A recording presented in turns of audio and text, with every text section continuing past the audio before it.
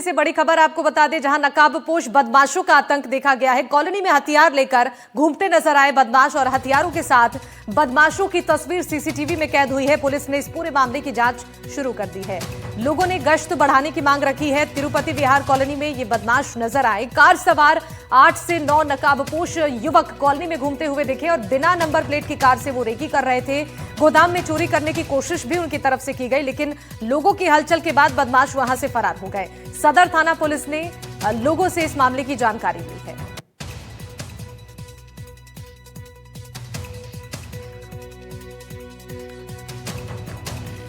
बूंदी से ये खबर है, कॉलोनी में हथियार लेकर ये बदमाश सरेआम घूमते नजर आए। हथियार के साथ बदमाशों की तस्वीर कैद हुई है।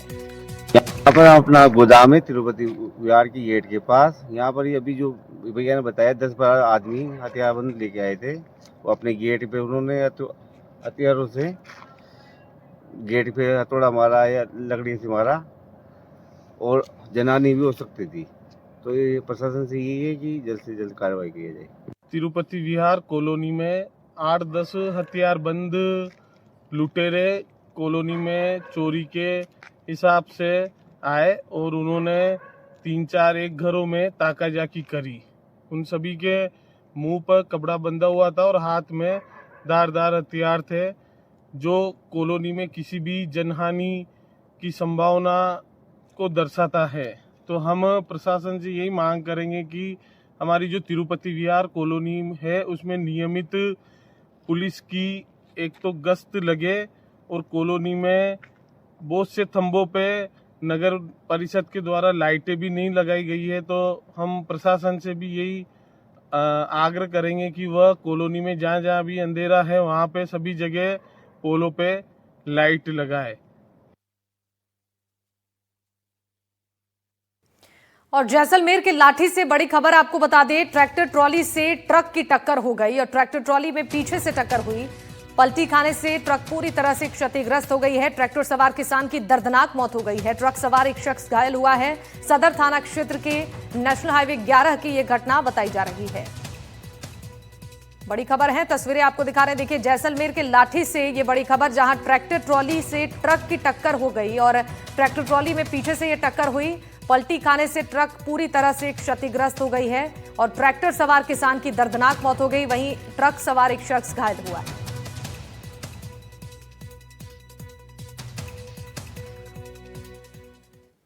अब सीकर से खबर है, जहां बिजली टावर को लेकर दूसरे दिन हंगामा जारी है। बिजली के टावर पर महिला सहित पुरुष का प्रदर्शन देखा गया है।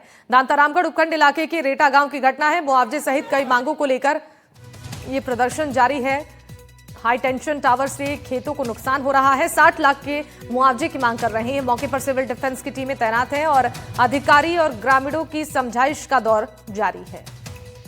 सीकर शहर के नजदीकी नानी गांव में पिछले कई वर्षों से गंदे पानी का डैम टूटने की समस्या लगातार बनी हुई है, लेकिन स्थानीय प्रशासन जो है बार बार झूठे आश्वासन देकर के ग्रामीणों को शांत करने का काम करता है। आज भी एक बार सुबह फिर जो है नानी डैम का बांध टूटने से आसपास के इलाके और खेतों में जो है गंदा पानी घुसा है, जिसके चलते आमजन जो है लगातार प्रदर्शन करे। आप मेरे पीछे देख सकते हैं, ये जो नेशनल हाईवे 52 है, इस पर ये पानी आ जाता है, जिसके चलते यहाँ आसपास के जो ढाका की डानी नानी गांव बढ़ाडर सहित आसपास के इलाके के लोग हैं वो काफ़ी संख्या में काफ़ी जो है परेशान हो जाते हैं। उनके घरों में खेतों में जो गंदा पानी घुसता है, इसके चलते जो है स्थानीय ग्रामीण यहाँ प्रदर्शन करते हैं। प्रदर्शन के बाद बार बार स्थानीय प्रशासन, नगर परिषद और पुलिस जाब्ता यहाँ पर आता है और जो है बार बार जो है समझाइश कर या उन्हें डरा धमका करके जो है समझाइश का प्रयास करता है। लेकिन आज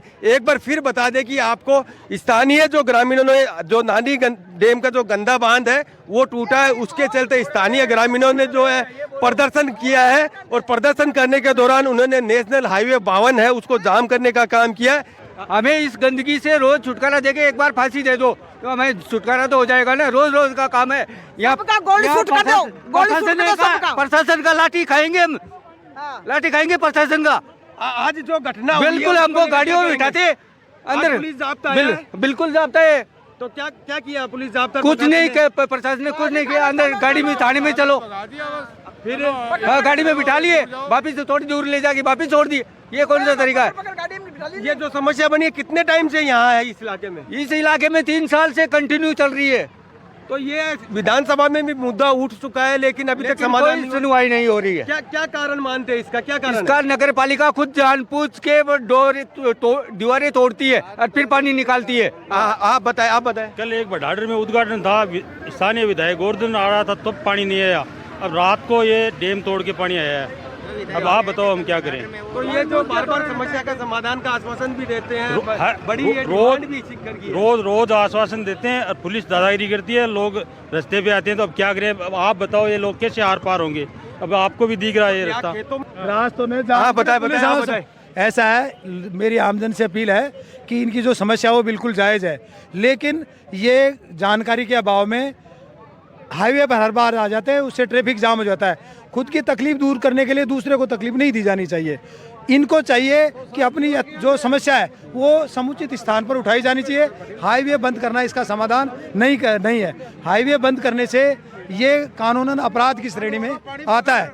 फिर पुलिस आती है तो ये पुलिस से उलझने की कोशिश करते हैं। इसलिए मेरी सभी से अपील है कि आप पुलिस को पार्टी नहीं बनाएं और ना ही पुलिस से उलझे। लेकिन ये आश्वासन पिछले कई वर्षों से लगातार बने हुए हैं और लगातार ग्रामीण सुनते आ रहे हैं, जिसके चलते आज फिर डैम टूटा और स्थानीय ग्रामीणों ने जो प्रदर्शन किया है, प्रदर्शन के चलते नगर परिषद सहित प्रशासनिक अधिकारी यहाँ पर पहुँचा है, पुलिस जाब्ता यहाँ पर पहुँचा है और फिलहाल जो है समझाइश का प्रयास भी किया जा रहा है। सीकर से एनडीटीवी के लिए जगदेव सिंह पंवार।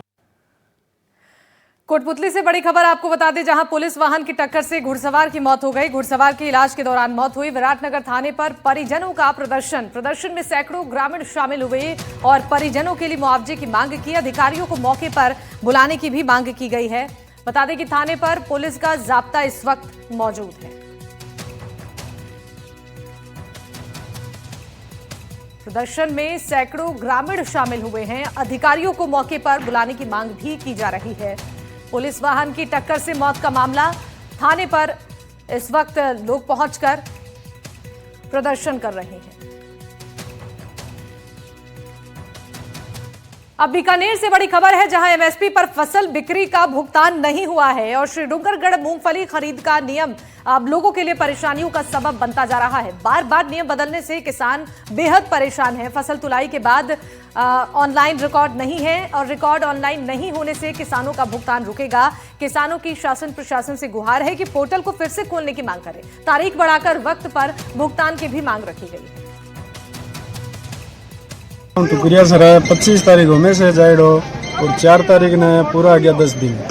इन बावजूद महाराज जी हम माल लेर तुलवायो टाइमिंग निकलने के वजह अब ऑनलाइन को नहीं हो रही। वापिस है जहाँ टाइमिंग है निकलवाने वास्ते कहने लग रहे हैं जिला कलेक्टर और जो पहली बिल आड़ो हो तो बिल रिलेक्शन में हो बिन वजह कारण बाद में तुलवाई चालू हुई जो कारण 10 दिन निकल गया। मैं गाँव लिखमा देश रहे अरे तारीख निकल गई, अब भुगतान कौन कर सी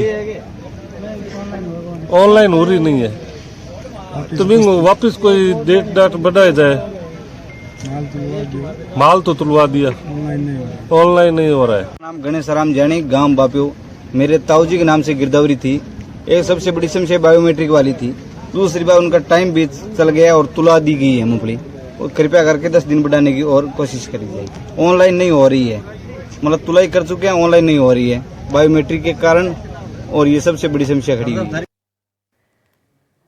और डूंगरपुर जिले के तीजवड़ में नई अत्याधुनिक जेल बनकर तैयार हो गई है, लेकिन जेल का उद्घाटन अभी तक नहीं हो पाया है। वहीं नई जेल तैयार होने के बाद से पुरानी जेल में क्षमता से अधिक बंदी होने से बंदियों को परेशानियों का सामना करना पड़ रहा है। 2 दिन पहले जिला विधिक सेवा प्राधिकरण के सचिव ने क्षमता से ज्यादा बंदियों को रखने पर नाराजगी जताई थी। नवनिर्मित जेल में 50 महिला बंदी सहित 400 बंदियों को रखने की क्षमता है।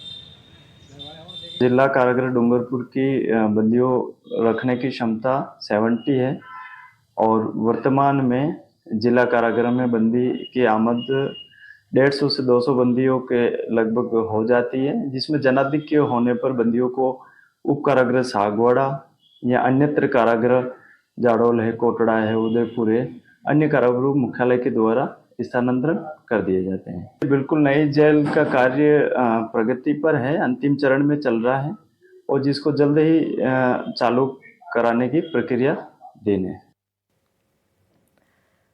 थाईलैंड के बैंकॉक में आयोजित एशिया ओशिनिया ग्रैप्लिंग चैंपियनशिप में